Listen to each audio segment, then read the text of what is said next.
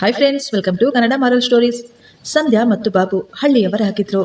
ಹಳ್ಳಿಯಲ್ಲಿ ಕೂಲಿ ಕೆಲಸ ಮಾಡುತ್ತಿದ್ದ ಬಾಬು. ಸಂಧ್ಯಾ ಆಗ ತಾನೇ SSLC ಮುಗಿಸಿ ಮನೆಯಲ್ಲಿದ್ಲು. ಬಾಬು ಸಂಧ್ಯಾ ಅವರ ಜಮೀನಿನಲ್ಲಿ ಕೂಲಿ ಕೆಲಸಕ್ಕೆಂದು ಬಂದಿದ್ದ. ಮೊದಲನೆಯ ಬಾರಿಗೆ ಅವರಿಬ್ಬರು ಒಬ್ಬರನ್ನೊಬ್ಬರು ನೋಡಿಕೊಂಡಾಗಲೇ ಅವರ ಮಧ್ಯೆ ಪ್ರೀತಿಯುಂಟಾಗಿತ್ತು. ಯಾರಿಗೂ ತಿಳಿಯದೆ ನಿಧಾನವಾಗಿ ಮಾತನಾಡಲು ಶುರು ಮಾಡಿದ್ರು. ಬಾಬು ಪ್ರತಿದಿನ ಸಂಧ್ಯಾ ಅವರ ಜಮೀನಿನಲ್ಲಿ ಕೆಲಸಕ್ಕೆ ಬರ್ತಾ ಇದ್ದ. ಒಮ್ಮೆ ಬಾಬು ಹೇಳಿದ, ನಿಮ್ಮನ್ನು ಒಮ್ಮೆ ನೋಡಿದ್ದರೆ ನನ್ನ ದಿನವೇ ಕಳೆಯುವುದಿಲ್ಲ. ನಿಮ್ಮನ್ನು ನೋಡಿದರೆ ಆ ದಿನವೆಲ್ಲ ನಾನು ತುಂಬ ಸಂತೋಷವಾಗಿರ್ತೇನೆ. ನೀವು ನಿಜವಾಗಿಯೂ ನನ್ನ ಪಾಲಿನ ದೇವತೆ, ಅದೃಷ್ಟವಂತೆ ನೀವು ಎಂದು. ಬಾಬುವಿನ ಮಾತುಗಳಿಗೆ ಸಂಧ್ಯಾ ಸೋತು ಹೋಗಿದ್ಲು. ಮೊದಲ ಮಾತಿನಿಂದಲೇ ಶುರುವಾದ ಇವರ ಪ್ರೀತಿ ಈಗ ತುಂಬ ಗಾಢವಾಗಿತ್ತು. ಕದ್ದು ಮುಚ್ಚಿ ಯಾರಿಗೂ ತಿಳಿಯದಂತೆ ಓಡಾಡತೊಡಗಿದ್ರು. ಒಂದು ದಿನ ಬಾಬು ಹೇಳಿದ್ದ, ಸಂಧ್ಯಾ, ನಿನ್ನ ತಂದೆ ಯಾವತ್ತಿಗೂ ನಮ್ಮನ್ನು ಅವರ ಮನೆಯ ಅಳಿಯನಾಗಿ ಸ್ವೀಕರಿಸುವುದಿಲ್ಲ. ಆದ್ದರಿಂದ ನಾವಿಬ್ರು ಎಲ್ಲಿಯಾದರೂ ಓಡಿ ಹೋಗೋಣ. ನನ್ನ ಬಳಿ ಸ್ವಲ್ಪ ದುಡ್ಡು ಇದೆ, ನಾವಿಬ್ರು ಸುಖವಾಗಿ ಹಾಯಾಗಿರ್ಬೋದು ಅಂತ. ಈ ಮಾತುಗಳನ್ನು ಕೇಳಿದ ಸಂಧ್ಯಾಗೆ ತುಂಬಾ ಭಯವಾಗಿತ್ತು. ಅವಳು ಭಯದಿಂದಲೇ ಹೇಳಿದ್ಲು, ನಾವಿಬ್ರು ಓಡಿ ಹೋದರೆ ಹೇಗೆ? ನಾವು ಮನೆಯವರಿಗೆ ಹೇಳಿ ಒಪ್ಸೋಣ. ನಾವು ಎಲ್ಲಿರ್ಬೇಕು, ಏನ್ ತಿನ್ಬೇಕು, ಬೇಡ ಬೇಡ ಅಂತ ಅವಳು ಹೇಳಿದ್ಲು. ಆಗ ಬಾಬು ಹೇಳ್ತಾನೆ, ನಮ್ಮ ಜೀವನದ ಬಗ್ಗೆ ದೊಡ್ಡವರಿಗೆ ಹೇಳಬೇಕಾದ ಅವಶ್ಯಕತೆ ಇಲ್ಲ. ನಾವು ಸಿಟಿಗೆ ಹೊರಟು ಹೋಗೋಣ. ನಾನು ಅಲ್ಲಿ ಒಂದು ಅಂಗಡಿಯಲ್ಲಿ ಕೆಲಸ ಮಾಡುತ್ತೇನೆ. ನಾವಿಬ್ಬರು ತುಂಬಾ ಸಂತೋಷವಾಗಿ ಇರಬಹುದು. ಆಗ ನಿನ್ನ ಕುಟುಂಬದವರು ಮತ್ತು ನನ್ನ ಕುಟುಂಬದವರು ಯಾರು ನಮಗೆ ತೊಂದರೆ ಕೊಡಲು ಸಾಧ್ಯವಿಲ್ಲ ಅಂತ ಹೇಳಿದ್ದ. ಇದೇ ರೀತಿ ಅವರಿಬ್ಬರು ಆ ದಿನ ರಾತ್ರಿ ಮನೆ ಬಿಟ್ಟು ಹೊರಟು ಹೋಗಿದ್ರು. ಹೋಗುವಾಗ ಸಂಧ್ಯಾ ಕೆಲವು ಒಡವೆಗಳು ಮತ್ತು ದುಡ್ಡನ್ನು ಸಹ ತೆಗೆದುಕೊಂಡು ಹೋಗಿದ್ಲು. ಅವರಿಬ್ಬರು ಈಗ ಬಸ್ಸಿನಲ್ಲೇ ಕುಳಿತುಕೊಂಡಿದ್ರು. ಸಂಧ್ಯಾ ಅವಳಿಂದ ಆ ನೋವನ್ನು ಭರಿಸಲಾಗುತ್ತಿಲ್ಲ. ಬಾಬುಗೆ ಏನು ಮಾಡಬೇಕೋ ಒಂದು ಚೂರು ಅರ್ಥವಾಗ್ತಾ ಇಲ್ಲ. ಅಕ್ಕಪಕ್ಕದಲ್ಲಿ ಇರುವ ಎಲ್ಲರೂ ಇವರನ್ನೇ ಗಮನಿಸ್ತಾ ಇದ್ರು. ಇವರ ಮಧ್ಯೆ ಏನೋ ಸರಿಯಿಲ್ಲ, ಅಲ್ಲಿ ಏನೋ ತೊಂದರೆ ನಡೀತಾ ಇದೆ. ಅವರಿಬ್ಬರ ಮಧ್ಯೆ ಏನೋ ಸಮಸ್ಯೆ ಇದೆ ಎಂದು ಅವರೆಲ್ಲರಿಗೂ ಅನ್ನಿಸ್ತಾ ಇತ್ತು. ರಾತ್ರಿ ಸುಮಾರು 12 ಗಂಟೆಯಾಗಿತ್ತು. ಬಸ್ಸಿನಲ್ಲಿನ ತುಂಬಾ ಜನ ನಿದ್ದೆ ಮಾಡ್ತಿದ್ರು. ಆದ್ರೆ ಆ ಬಸ್ಸಿನಲ್ಲಿ ಒಂದು ಮೂಲೆಯಲ್ಲಿ ಸಂಧ್ಯಾ ಅಳ್ತಾ ಇದ್ಲು. ಅವಳಿಗೆ ನೋವು ತುಂಬಾ ಜಾಸ್ತಿಯಾಗಿತ್ತು. ನೋವಿನಿಂದ ಅವಳು ಪೂರ್ತಿ ಒದ್ದೆಯಾಗ್ಬಿಟ್ಟಿದ್ಲು. ಈಗ ಪಕ್ಕದಲ್ಲಿ ಕುಳಿತಿದ್ದ ಬಾಬುವಿಗೂ ಸ್ವಲ್ಪ ಭಯ ಶುರುವಾಗಿತ್ತು. ಆಗ ಸಂಧ್ಯಾ ಹೇಳ್ತಾಳೆ, ಬಾಬು, ಇನ್ನು ನಾನು ಬದುಕೋದಿಲ್ಲ, ನಾನು ಸತ್ತು ಹೋಗ್ತೀನಿ ಅನ್ನಿಸ್ತಾ ಇದೆ. ಈ ನೋವು ಸಾಧಾರಣವಾದ ನೋವು ಇದ್ದ ಹಾಗೆ ಇಲ್ಲ. ಆಗ ಬಾಬು ಕೋಪದಿಂದಲೇ ಹೇಳಿದ, ನೀನ್ ಬಾಯಿ ಮುಚ್ಕೊಂಡು ಸೈಲೆಂಟ್ ಆಗಿ ಕುಳಿತುಕೋ. ಯಾರಾದ್ರೂ ನಿನ್ನ ಮಾತುಗಳನ್ನ ಕೇಳಿಸ್ಕೊಂಡ್ರೆ ನಾವು ಅವರಿಗೆ ಏನೇ ಹೇಳಕ್ ಸಾಧ್ಯ? ನಾವು ಇನ್ನೂ ಮೈನರ್ ಆಗಿದ್ದೇವೆ, ಇನ್ನೂ ಮದುವೆಯಾಗದೆಯೇ ನಾವಿಬ್ರು ಜೊತೆಯಲ್ಲಿದ್ದೇವೆ ಎಂದು ಗೊತ್ತಾದ್ರೆ ಅವರೆಲ್ಲರೂ ಸೇರಿ ನಮ್ಮನ್ನು ಪೊಲೀಸರಿಗೆ ಒಪ್ಪಿಸುತ್ತಾರೆ ಅಂತ ಅವನು ಕೋಪದಿಂದಲೇ ಹೇಳಿದ್ದ. ನಿನಗೆ ಯಾವಾಗಿನಿಂದ ಬೇರೆ ಜನರ ಬಗ್ಗೆ ಅಷ್ಟೊಂದು ಕಾಳಜಿ? ಜನರ ಮಾತುಗಳನ್ನು ನೀನು ಯಾವಾಗಿನಿಂದ ಕೇಳಿಸ್ಕೊಳ್ತಾ ಇದೀಯಾ? ಈ ಸಮಾಜಕ್ಕಿಂತಲೂ ನನಗೆ ನನ್ನ ಪ್ರಾಣವೇ ಮುಖ್ಯ. ದಯವಿಟ್ಟು ಡ್ರೈವರ್ಗೆ ಹೇಳು ತಕ್ಷಣ ಬಸ್ಸನ್ನು ನಿಲ್ಲಿಸಲು. ಸಂಧ್ಯಾ, ನಾನು ನಿಂಗೆ ಎಷ್ಟು ಸಾರಿ ಹೇಳಿದ್ರು ನೀನು ಅದೇ ಮಾತನ್ನ ಪದೇ ಪದೇ ಹೇಳ್ತಾ ಇರ್ತೀಯ. ನೀನು ಸ್ವಲ್ಪ ಕೂಡ ಅರ್ಥ ಮಾಡ್ಕೊಳ್ಳೋದಿಲ್ವಾ? ನೀನು ಸ್ವಲ್ಪ ಆದರೂ ಅರ್ಥ ಮಾಡ್ಕೋ ನನ್ನ ಪರಿಸ್ಥಿತಿ ಏನು ಅಂತ. ನಮ್ಮ ಬಳಿ ಈಗ ದುಡ್ಡಿಲ್ಲ. ಈ ಮಗು ಹುಟ್ಟಿದರೆ ನಾವು ಬೀದಿಗೆ ಬೀಳಬೇಕಾದ ಪರಿಸ್ಥಿತಿ ಬರುತ್ತದೆ. ನನಗೆ ಏನು ಮಾಡಬೇಕೋ ಏನು ಗೊತ್ತಾಗ್ತಾ ಇಲ್ಲ. ನನಗೆ ಯೋಚನೆ ಮಾಡಲು ಸ್ವಲ್ಪ ಸಮಯವಾದರೂ ಕೊಡು. ಸಂಧ್ಯಾ ನೋವನ್ನು ತಡೆಯಲಾಗದೆ ಕಿಟಕಿಯನ್ನು ಹಿಡಿದುಕೊಂಡು ಬಾಯಿ ಮುಚ್ಚಿಕೊಂಡು ಅವಳು ಸಂಕಟ ಪಡ್ತಾ ಇದ್ಲು. ಅವಳ ಮುಂದಿನ ಸೀಟಿನಲ್ಲಿ ಕುಳಿತಿದ್ದ ಒಬ್ಬ ವಯಸ್ಸಾದಂತಹ ಮಹಿಳೆ ಅವಳ ನೋವನ್ನು, ಅವಳ ಅಳುವನ್ನು ಕೇಳಿಸಿಕೊಂಡು ಅವರ ಗಂಡನಿಗೆ ಹೇಳ್ತಾರೆ, ರೀ, ಕೇಳಿಸ್ಕೊಂಡ್ರ? ಯಾರೋ ಅಳುವ ಸೌಂಡ್ ಕೇಳಿಸ್ತಾ ಇದೆ. ಹಿಂದೆ ಆ ಹುಡುಗಿಯ ಪರಿಸ್ಥಿತಿ ನೋಡಿ ಹೇಗಿದೆ ಅಂತ. ಆ ಹುಡುಗಿ ತುಂಬಾ ಅಳ್ತಾ ಇದ್ದಾಳೆ, ತುಂಬಾ ನೋವು ಪಡ್ತಾ ಇದ್ದಾಳೆ. ನಿಮ್ಗೆ ಕೇಳಿಸ್ತಾ ಇದೆಯಾ? ಆಗ ಆತ ಹೇಳ್ತಾನೆ, ಶಾಂತ, ನೀನು ನನ್ನನ್ನು ಮಲಗಲು ಬಿಡು. ಇಲ್ಲಿ ಯಾರು ಅಳ್ತಾ ಇಲ್ಲ. ಎಲ್ಲವನ್ನು ನೀನೇ ಊಹಿಸ್ಕೊಳ್ತಾ ಇದೀಯಾ. ನೀನು ಕೂಡ ಮಲಗು, ನನ್ನನ್ನು ಕೂಡ ಮಲಗಲು ಬಿಡು ಅಂತ. ಆದ್ರೆ ಶಾಂತಮ್ಮನಿಗೆ ಮಾತ್ರ ನಿದ್ದೆ ಬರ್ತಾ ಇರ್ಲಿಲ್ಲ. ಆಕೆ ಈಗ ತನ್ನ ಸೀಟಿನಿಂದ ಎದ್ದು ಹಿಂದೆ ಸಂಧ್ಯಾಳನ್ನು ನೋಡಲು ಹೋಗ್ತಾಳೆ. ತಕ್ಷಣ ಬಾಬು ಅಲ್ಲಿರುವ ಸ್ಕ್ರೀನ್ ಅನ್ನು ಮುಚ್ಚಿಬಿಟ್ಟ. ಆಗ ಶಾಂತಮ್ಮ ಅಂದ್ಕೊಂಡ್ಲು, ಇವನು ಯಾಕೆ ನನ್ನನ್ನು ನೋಡಿದ ತಕ್ಷಣ ಸ್ಕ್ರೀನ್ ಅನ್ನು ಮುಚ್ಚಿದ? ಇವನು ನನ್ನಿಂದ ಏನನ್ನಾದರೂ ಮುಚ್ಚಿಡುತ್ತಿದ್ದಾನೆಯೇ ಎಂದು ಆಕೆ ಯೋಚಿಸಲು ಶುರು ಮಾಡಿದ್ರು. ಅವರ ಪಕ್ಕದಲ್ಲಿ ಇರುವ ಜನರು ಕೂಡ ಇವೆಲ್ಲವನ್ನು ಗಮನಿಸ್ತಾ ಇದ್ರು. ಅಲ್ಲಿ ಏನೋ ನಡೀತಾ ಇದೆ ಎಂದು ಅವರೆಲ್ಲರೂ ಗುಸುಗುಸು ಮಾತನಾಡಲು ಶುರು ಮಾಡಿದ್ರು. ಆದ್ರೆ ಯಾರು ಎದ್ದು ಹೋಗಿ ನೋಡ್ಲಿಲ್ಲ. ಬೇರೆಯವರ ವಿಷಯ ನಮಗೇಕೆ ಬಿಡು ಅಂತ ಎಲ್ಲರೂ ಸುಮ್ಮನೆ ಇದ್ರು. ಸಂಧ್ಯಾ ನೋವಿನಿಂದ ಅಳುತ್ತಾ ಕೋಪದಿಂದ ಕೇಳ್ತಾ ಇದ್ಲು, ಬಾಬು, ನೀನು ತುಂಬಾ ಬದಲಾಗ್ಬಿಟ್ಟಿದ್ಯಾ. ನೀನು ನನ್ನನ್ನು ನಂಬಿಸಿ ನನ್ನ ಊರಿನಿಂದ ಇಲ್ಲಿಗೆ ಕರೆದುಕೊಂಡು ಬಂದೆ. ಈಗ ನನ್ನ ಹೊಟ್ಟೆಯೊಳಗಿನ ನಿನ್ನ ಮಗುವಿಗಾಗಿ ಈ ರೀತಿ ಭಯ ಪಡ್ತಾ ಇದೆಯಾ? ಆಗ ಬಾಬು ಹೇಳ್ತಾನೆ, ನಾನು ನಿನ್ನೊಟ್ಟಿಗೆ ಸುಖವಾಗಿ ಇರಬೇಕೆಂದು ಇಲ್ಲಿಗೆ ಬಂದೆ, ನನ್ನ ಊರನ್ನು ಬಿಟ್ಟು. ಆದ್ರೆ ನಮಗೆ ಈ ಮಗು ಬೇಕಾಗಿಲ್ಲ. ಈ ಮಗುವನ್ನು ಬೆಳೆಸಲು ನನ್ನಿಂದ ಸಾಧ್ಯವಿಲ್ಲ. ಸಂಧ್ಯಾ, ನಾವೇ ಇನ್ನೂ ಚಿಕ್ಕವರು, ನಮಗೆ ಈ ಮಗುವಿನ ಅವಶ್ಯಕತೆ ಇಲ್ಲ. ಆಗ ಸಂಧ್ಯಾ ಕೋಪದಿಂದ ಕೇಳ್ತಾಳೆ, ಏನು, ನಾವು ಇನ್ನೂ ಚಿಕ್ಕವರ? ನಾವು ಇನ್ನೂ ಮಕ್ಕಳ? ಈ ಮಗುವಿನ ತಂದೆ ನೀನಲ್ವಾ? ನೀನು ಇಷ್ಟೊಂದು ಹೆದರಿಕೊಳ್ಳುವವನೇ ಆದ್ರೆ ಏತಕ್ಕಾಗಿ ನನ್ನನ್ನು ಇಲ್ಲಿಗೆ ಕರ್ಕೊಂಡು ಬಂದೆ? ಪ್ರೀತಿ ಪ್ರೇಮ ಅಂತ ಏತಕ್ಕಾಗಿ ನನ್ನನ್ನು ಮೋಸ ಮಾಡಿದೆ ಎಂದು ಅವಳು ಜೋರಾಗಿ ಅಳತೊಡಗಿದ್ಲು. ಬಾಬು ಈಗ ಸೈಲೆಂಟ್ ಆಗಿ ಕಣ್ಣು ಮುಚ್ಚಿಕೊಂಡು ಕುಳಿತುಕೊಂಡಿದ್ದ. ಆದ್ರೆ ಅವನ ಮೌನ ಸಂಧ್ಯಾಳ ಪ್ರಾಣವನ್ನೇ ತೆಗಿತಾ ಇತ್ತು. ಮಧ್ಯರಾತ್ರಿ ಆ ಬಸ್ಸಿನಲ್ಲಿ, ಆ ಕತ್ತಲೆಯಲ್ಲಿ ಡ್ರೈವರ್ ಯಾವುದೋ ಒಂದು ಹಳೆಯ ಸಿನಿಮಾ ಹಾಕಿದ್ರು. ಬಸ್ಸಿನಲ್ಲಿ ಸುಮಾರು ಜನ ಮಲಗಿಬಿಟ್ಟಿದ್ರು. ಕೆಲವರು ಮಾತ್ರ ಸಿನಿಮಾ ನೋಡ್ತಾ ಇದ್ರು. ಆದ್ರೆ ಹಿಂದಿನ ಸೀಟ್ನಲ್ಲಿ ಕುಳಿತಿದ್ದ ಸಂಧ್ಯಾಳ ಪರಿಸ್ಥಿತಿ ತುಂಬಾ ಹದಗೆಡ್ತಾ ಇತ್ತು. ಅವಳು ತನ್ನ ಹೊಟ್ಟೆಯನ್ನು ಹಿಡಿದುಕೊಂಡು ತುಂಬಾ ದುಃಖಿಸ್ತಾ ಇದ್ಲು. ನೋವು ತುಂಬಾ ಜಾಸ್ತಿ ಆಗೋಗಿತ್ತು. ಇನ್ನು ನಾನು ಬದುಕೋದಿಲ್ಲ ಎಂದು ಅವಳು ಈಗ ಜೋರಾಗಿ ಕಿರುಚಾಡಿದ್ಲು. ಅವಳ ಕೂಗು ಕೇಳಿದ ಬಸ್ನಲ್ಲಿದ್ದ ಎಲ್ಲರೂ ಒಬ್ಬೊಬ್ಬರಾಗಿ ಎಚ್ಚರಗೊಂಡಿದ್ರು. ತಕ್ಷಣ ಕಂಡಕ್ಟರ್ ಎದ್ದು ಬಂದು, ಏನಾಯ್ತು, ಇಲ್ಲಿ ಯಾರಿಗಾದ್ರೂ ಏನಾದ್ರೂ ತೊಂದರೆಯಾಗಿದೆಯಾ ಅಂತ ಕೇಳತೊಡಗಿದ್ರು. ಅಷ್ಟರಲ್ಲಿಯೇ ಶಾಂತಮ್ಮ ಜೋರಾಗಿ ಕೂಗುತ್ತಾ ಡ್ರೈವರ್ಗೆ ಹೇಳ್ತಾರೆ, ಡ್ರೈವರ್ ಅವರೇ, ದಯವಿಟ್ಟು ಬಸ್ ಅನ್ನು ನಿಲ್ಲಿಸಿ. ಬಸ್ನಲ್ಲಿ ಏನೋ ತೊಂದರೆ ಇದೆ. ನಮ್ಮ ಹಿಂದಿನ ಸೀಟ್ನಲ್ಲಿ ಕುಳಿತಿರುವ ಈ ಹೆಣ್ಣು ಮಗುವಿಗೆ ಏನೋ ತೊಂದರೆಯಾಗ್ತಿದೆ ಎಂದು. ಡ್ರೈವರ್ ಕೂಡ ಬಸ್ ಅನ್ನು ಪಕ್ಕಕ್ಕೆ ಹಾಕಿ ನಿಲ್ಲಿಸಿಬಿಟ್ರು. ಪೂರ್ತಿ ಬಸ್ನಲ್ಲಿ ಇರುವವರು ಗಾಬರಿಯಾಗಿ ಎಚ್ಚೆತ್ತುಕೊಂಡಿದ್ರು. ಏನಾಗಿದೆ ಏನಾಗಿದೆ ಅಂತ. ಆಗಲೇ ಅಲ್ಲಿದ್ದವರಿಗೆ ಅರ್ಥವಾಗಿತ್ತು, ಆ ಹುಡುಗಿ ತುಂಬು ಗರ್ಭಿಣಿ ಎಂದು. ಆ ಹುಡುಗಿಗೆ ಡೆಲಿವರಿ ಸಮಯ ಹತ್ತಿರವಾಗಿದೆ ಎಂದು. ಪ್ರಸವ ವೇದನೆ ಅನುಭವಿಸುತ್ತಿದ್ದಾಳೆ ಅವಳೆಂದು. ಈಗ ಏನಾದ್ರೂ ಮಾಡಬೇಕು ಅಂತ ಶಾಂತಮ್ಮ ಸಂಧ್ಯಾಗೆ ಸಹಾಯ ಮಾಡಲು ಮುಂದಾದ್ರು. ಆಕೆ ಬಾಬುವನ್ನು ನೋಡಿ ಕೋಪದಿಂದಲೇ ಹೇಳಿದ್ಲು, ನೀನೇನ್ ಮಾಡ್ತಾ ಇದೆಯೋ? ನಿನ್ನ ಹೆಂಡತಿ ಪ್ರಸವ ವೇದನೆ ಅನುಭವಿಸ್ತಾ ಅವಳು ಎಷ್ಟೊಂದು ಒದ್ದಾಡ್ತಾ ಇದ್ದಾಳೆ. ನೀನು ಕಲ್ಲಿನ ಹಾಗೆ ಕುಳಿತುಕೊಂಡು ಎಲ್ಲವನ್ನು ನೋಡ್ತಾ ಇದೀಯಾ? ಕನಿಷ್ಠ ಪಕ್ಷ ಯಾರಿಗಾದ್ರೂ ಹೇಳಬೇಕು ಅಂತ ಕೂಡ ಕಾಮನ್ ಸೆನ್ಸ್ ಇಲ್ವಾ ನಿಂಗೆ? ಬಾಬು ಗಾಬರಿಯಿಂದ, ಅಮ್ಮ, ಅದು ಅದು ಅವಳು ಅಂತ ಇದ್ದ. ಅವನ ಬಾಯಿಂದ ಮಾತುಗಳೇ ಬರ್ತಿರ್ಲಿಲ್ಲ. ಶಾಂತಮ್ಮ ಮತ್ತು ಇನ್ನೂ ಇಬ್ಬರು ಮಹಿಳೆಯರು ಸೇರಿ ಸಂಧ್ಯಾಗೆ ಸಹಾಯ ಮಾಡಲು ಮುಂದಾದ್ರು. ಬಸ್ಸಿನಲ್ಲಿರುವ ಎಲ್ಲಾ ಪ್ರಯಾಣಿಕರು ಟೆನ್ಷನ್ ನಿಂದ ಅವರನ್ನೇ ನೋಡ್ತಿದ್ರು. ಡ್ರೈವರ್ ಅವರೇ, ಇಲ್ಲಿ ಎಲ್ಲಾದರೂ ಹತ್ತಿರದಲ್ಲಿ ಯಾವುದಾದ್ರೂ ಹಾಸ್ಪಿಟಲ್ ಇದೆಯಾ? ಅಯ್ಯೋ ಇಲ್ಲಮ್ಮ, ಹತ್ತಿರದಲ್ಲಿ ಯಾವುದೇ ಆಸ್ಪತ್ರೆ ಇಲ್ಲ. ಸುಮಾರು 40 ಕಿಲೋಮೀಟರ್ ದೂರದಲ್ಲಿ ಮಾತ್ರವೇ ಒಂದೇ ಒಂದು ಹಾಸ್ಪಿಟಲ್ ಇದೆ. ಆ ಮಾತುಗಳನ್ನು ಕೇಳಿ ಎಲ್ಲರೂ ಶಾಕ್ ಆಗಿಬಿಟ್ಟಿದ್ರು. ಬಸ್ಸಿನೊಳಗೆ ಪರಿಸ್ಥಿತಿ ತುಂಬಾ ಹದಗೆಟ್ಟಿತ್ತು. ಬಸ್ಸಿನಲ್ಲಿರುವ ಎಲ್ಲರಿಗೂ ಈಗ ಭಯ ಮತ್ತು ಗಾಬರಿ ಶುರುವಾಗಿತ್ತು. ಅಯ್ಯೋ ದೇವ್ರೆ, ಆ ಹೆಣ್ಣು ಮಗುವನ್ನು ನೀನೇ ಕಾಪಾಡಬೇಕು ಅಂತ ಎಲ್ಲರೂ ಆ ದೇವರನ್ನ ಕೇಳ್ಕೊಳ್ತಿದ್ರು. ನೆಮ್ಮದಿಯಾಗಿ ಮಲಗಿದ್ದ ಪ್ರಯಾಣಿಕರೆಲ್ಲರೂ ಎದ್ದು ಕುಳಿತು ಬಿಟ್ಟಿದ್ರು ಗಾಬರಿಯಾಗಿ. ಅವರಿಗೇನು ಮಾಡಬೇಕೋ ಗೊತ್ತಾಗ್ತಿರ್ಲಿಲ್ಲ. ಬಸ್ಸಿನಲ್ಲಿ ಪ್ರಶಾಂತ ವಾತಾವರಣ ಹೊರಟು ಹೋಗಿ ಆ ರಾತ್ರಿ ಎಲ್ಲರೂ ಟೆನ್ಷನ್ನಿಂದ ಬೆವರ್ತಾ ಇದ್ರು. ಕೊನೆಯ ಸೀಟ್ನಲ್ಲಿ ಕುಳಿತಿದ್ದ ಸಂಧ್ಯಾ ನೋವಿನಿಂದ ಒದ್ದಾಡ್ತಿದ್ಲು. ಅಲ್ಲಿದ್ದ ಎಲ್ಲರೂ ಅವಳಿಗೆ ಧೈರ್ಯವನ್ನು ಹೇಳ್ತಿದ್ರು. ಭಯಪಡಬೇಡಮ್ಮ, ನಿನ್ನ ಜೊತೆ ನಾವೆಲ್ಲರೂ ಇದ್ದೇವೆ, ನೀನು ದೀರ್ಘವಾಗಿ ಉಸಿರು ತಗೋ ಅಂತ. ಬಸ್ಸಿನಿಂದ ಸುಮಾರು ಜನ ಕೆಳಗಿಳಿದು ಬಿಟ್ರು ಸಂಧ್ಯಾಗೆ ಗಾಳಿಯಾಡ್ಲಿ ಅಂತ. ಆದ್ರೆ ಸಂಧ್ಯಾಳಿಂದ ಆ ನೋವನ್ನು ತಡೆದುಕೊಳ್ಳಲಾಗ್ತಿರ್ಲಿಲ್ಲ. ಅಮ್ಮ, ನನಗೆ ತುಂಬಾ ಭಯವಾಗ್ತಾ ಇದೆ ಎಂದು ಅವಳು ಜೋರಾಗಿ ಅಳ್ತಾ ಇದ್ಲು. ಯಾಕೆಂದ್ರೆ ಸಂಧ್ಯಾಗೆ ಇನ್ನು ಕೇವಲ 15 ವರ್ಷವಷ್ಟೇ ಆಗಿತ್ತು. ಮಗಳೇ, ನಿನಗೆ ಏನೂ ಆಗೋದಿಲ್ಲ, ನೀನು ಧೈರ್ಯವಾಗಿರು ಎಂದು ಹಿಂದೆಯಿಂದ ಒಬ್ಬ ಮಹಿಳೆ ಹೇಳ್ತಾಳೆ. ತಕ್ಷಣ ಅಲ್ಲಿದ್ದ ಎಲ್ಲಾ ಹೆಂಗಸರು ಸೇರಿ ಬಸ್ಸಿನಲ್ಲಿಯೇ ಡೆಲಿವರಿ ಮಾಡಿಸೋಣ ಅಂತ ತೀರ್ಮಾನ ತೆಗೆದುಕೊಳ್ತಾರೆ.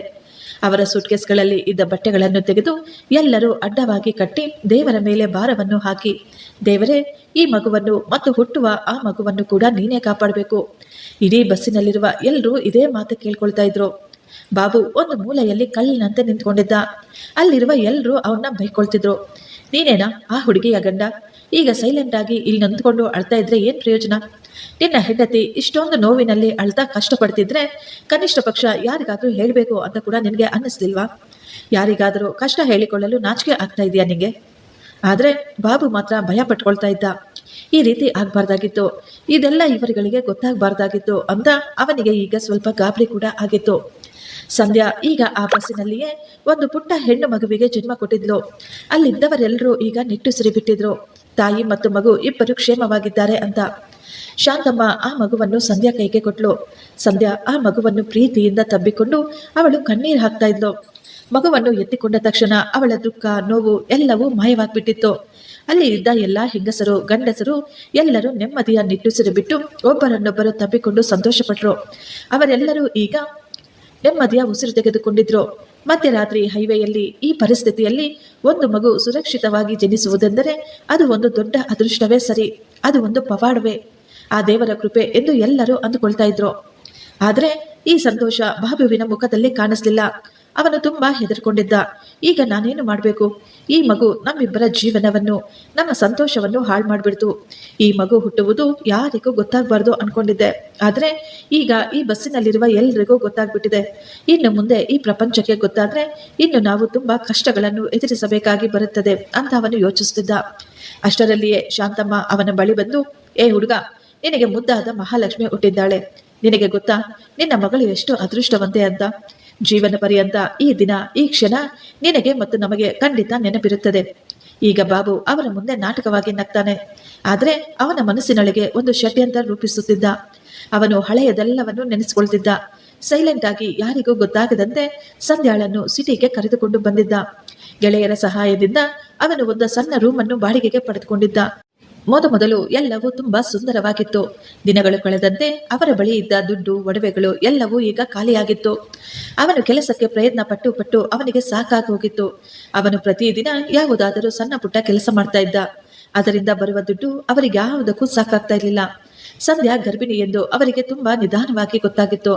ಅವರು ಅಬಾರ್ಷನ್ ಮಾಡಿಸಲು ಆಸ್ಪತ್ರೆಗೆ ಹೋದಾಗ ತುಂಬಾ ತಡವಾಗಿದೆ, ಈಗ ಅಬಾರ್ಷನ್ ಮಾಡಿಸಲು ಸಾಧ್ಯವಿಲ್ಲ ಎಂದು ಡಾಕ್ಟರ್ ಹೇಳಿದ್ರು. ಆಗಿನಿಂದಲೇ ಅವರ ಮನಸ್ಸಿನಲ್ಲಿ ಟೆನ್ಷನ್ ಶುರುವಾಗಿತ್ತು. ನಮಗೆ ಈ ಮಗು ಬೇಡ, ನಾವು ಈ ಮಗುವನ್ನು ನೋಡಿಕೊಳ್ಳಲು ಅಸಾಧ್ಯ ಎಂದು ಅವನು ಸಂಧ್ಯಾಗೆ ಹೇಳಿದ್ದ. ಸಂಧ್ಯಾ ಗರ್ಭಿಣಿಯಾಗಿದ್ದಾಗಲೇ ಅವನು ಯೋಚನೆ ಮಾಡಿದ್ದ, ಹುಟ್ಟುವ ಮಗುವನ್ನು ಹೇಗಾದರೂ ದೂರ ಮಾಡ್ಕೋಬೇಕು. ಆ ಮಾತುಗಳನ್ನು ಕೇಳಿದ ಸಂಧ್ಯಾ ಶಾಕ್ ಆಗಿದ್ಲು. ಬಾಬು, ನಿನಗೇನಾದ್ರೂ ಹುಚ್ಚಿಡಿದ್ಯಾ? ಇದು ನಮ್ಮ ಪ್ರೀತಿಗೆ ಸಾಕ್ಷಿ, ನಮ್ಮ ಪ್ರೀತಿಗೆ ಹುಟ್ಟಿದಂತ ಮಗು ಇದು. ನೀನು ನಮ್ಮ ಪ್ರೀತಿಯನ್ನು ಹೇಗೆ ಸಾಯಿಸ್ತೀಯಾ ಅಂತ ಅವಳು ಕೋಪದಿಂದಲೇ ಕೇಳ್ತಿದ್ಲು. ಇಲ್ಲ ಸಂಧ್ಯಾ, ನಾನು ಈ ಮಗುವನ್ನು ಸಾಯಿಸ್ತಿಲ್ಲ. ಹುಟ್ಟಿದ ಮಗುವನ್ನು ಎಲ್ಲಾದ್ರೂ ಬಿಟ್ಬಿಡೋಣ ಅಂತ ಹೇಳ್ತಾ ಇದ್ದೀನಷ್ಟೇ. ಯಾರಾದ್ರೂ ಆ ಮಗುವನ್ನು ತೆಗೆದುಕೊಂಡು ಸಾಕ್ಕೊಳ್ತಾರೆ, ನಾವಿಬ್ರು ಆರಾಮವಾಗಿ ಇರಬಹುದು. ಬಾಬುವಿನ ಈ ಮಾತುಗಳನ್ನು ಕೇಳಿ ಸಂಧ್ಯಾಳ ಹೃದಯ ಹೊಡೆದು ಹೋಗಿತ್ತು. ಅವಳು ಆ ಮಾತಿಗೆ ಒಪ್ಕೊಳ್ತಿರ್ಲಿಲ್ಲ.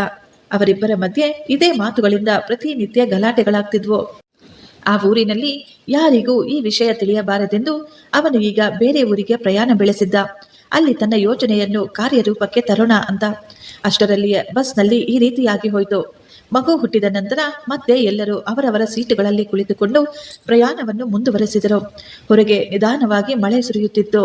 ಸ್ವಲ್ಪ ಸಮಯಕ್ಕೆ ಬಸ್ಸಿನಲ್ಲಿದ್ದ ಎಲ್ಲರೂ ಮತ್ತೆ ನಿದ್ರಿಸಲು ಶುರು ಮಾಡಿದ್ರು. ಆದರೆ ಬಾಬುವಿನ ಮುಖದಲ್ಲಿ ಭಯ ಮತ್ತು ಗಾಬರಿ ಕಾಣಿಸ್ತಾ ಇತ್ತು. ಅವನು ಆಗಾಗ ತನ್ನ ಮಗುವಿನ ಕಡೆ ನೋಡ್ತಾ ಇದ್ದ.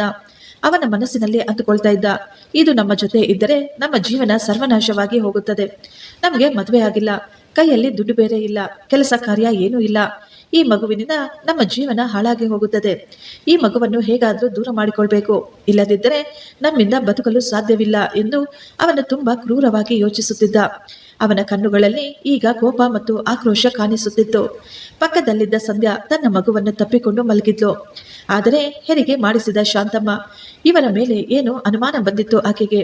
ಆ ಹುಡುಗನ ಮುಖದಲ್ಲಿ ಏನೋ ಕೋಪ ಮತ್ತು ಆಕ್ರೋಶ ಕಾಣಿಸುತ್ತಿದ್ದನ್ನು ಆಕೆ ಗಮನಿಸಿಬಿಟ್ಟಿದ್ಲು. ಆಕೆ ತನ್ನ ಗಂಡನಿಗೆ ಹೇಳ್ತಾಳೆ, ರೀ, ಅವನ ಮುಖ ನೋಡಿದ್ರ? ಅವನು ಯಾವುದೋ ಕೆಟ್ಟ ಆಲೋಚನೆ ಮಾಡ್ತಾ ಇದ್ದ ಹಾಗಿದ್ದಾನೆ. ಪಕ್ಕದಲ್ಲಿಯೇ ಇದ್ದ ಮಹಿಳೆಯರು ಕೂಡ ಹೇಳಿದ್ರು. ಮಗು ಹುಟ್ಟಿದ ಕ್ಷಣದಿಂದ ಒಂದೇ ಒಂದು ಸಾರಿ ಕೂಡ ಅವನು ನಕ್ಕಿದ್ದಾಗ್ಲಿ, ಸಂತೋಷ ಪಟ್ಟಿದ್ದಾಗ್ಲಿ ನಾವು ನೋಡ್ಲೇ ಇಲ್ಲ ಅಂತ. ಅವರೆಲ್ಲರೂ ಮಾತಾಡ್ಕೊಳ್ತಿದ್ರು. ಬಸ್ಸು ನಿಧಾನವಾಗಿ ಚಲಿಸ್ತಾ ಇತ್ತು. ಸ್ವಲ್ಪ ಸಮಯದ ನಂತರ ಬಸ್ನಲ್ಲಿದ್ದ ಎಲ್ಲ ಜನರು ಮಲಗಿಬಿಟ್ಟಿದ್ರು. ಈಗ ಬಾಬು ಬಸ್ನಲ್ಲಿಂದ ನಿಧಾನವಾಗಿ ಎದ್ದು ಎಲ್ಲರನ್ನೂ ಗಮನಿಸತೊಡಗಿದ. ಎಲ್ಲರೂ ಮಲಗಿದ್ದಾರೆ ಎಂದು ಅವನು ಖಾತ್ರಿ ಮಾಡಿಕೊಂಡ. ಸುತ್ತಮುತ್ತಲೂ ಗಮನಿಸುತ್ತಿದ್ದ ಅವನು ಈಗ ಆ ಮಗುವನ್ನು ತನ್ನ ಕೈಯಲ್ಲೆತ್ತುಕೊಂಡ. ಅವನ ಮುಖದಲ್ಲಿ ಒಂದು ಗಾಂಭೀರ್ಯತೆ ಬಂದಿತ್ತು. ಈಗ ನನ್ನ ಮುಂದೆ ಇರುವುದು ಕೇವಲ ಇದೊಂದೇ ದಾರಿ. ಯಾರಿಗೂ ಗೊತ್ತಾಗದ ಹಾಗೆ ಈ ಮಗುವನ್ನು ದೂರ ಮಾಡಿಬಿಡಬೇಕು. ಈ ಮಗು ದೂರವಾದ್ರೆ ಮಾತ್ರ ನಾವು ಬದುಕಲು ಸಾಧ್ಯ ಎಂದು ಅವನು ಮಗುವನ್ನು ಎತ್ತಿಕೊಂಡು ಬಸ್ನಲ್ಲಿ ನಿಧಾನವಾಗಿ ಹೆಜ್ಜೆ ಹಾಕಿದ. ಆದ್ರೆ ಶಾಂತಮ್ಮ ಅವನನ್ನೇ ಗಮನಿಸುತ್ತಾ ಕೂತಿದ್ಲು. ಆಕೆ ಮಲಗಿರ್ಲಿಲ್ಲ.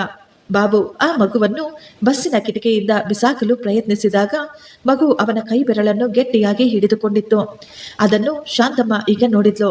ಆಕೆ ಜೋರಾಗಿ ಕೂಗ್ತಾ, ಏಯ್, ನೀನು ಏನ್ ಮಾಡ್ತಾ ಇದೆಯೋ, ನಿಂತ್ಕೋ ಅಂತ ಜೋರಾಗಿ ಕೂಗಿದ್ರು. ಆಕೆಯ ಕೂಗು ಮತ್ತು ಮಾತುಗಳನ್ನು ಕೇಳಿ ಬಾಬು ಒಂದು ಕ್ಷಣ ಗಾಬರಿ ಪಟ್ಟಿದ್ದ. ಇಲ್ಲ ಇಲ್ಲ, ನಾನೇನ್ ಮಾಡ್ಲಿಲ್ಲ ಅಂತ ಹೇಳ್ತಾ ಇದ್ದ.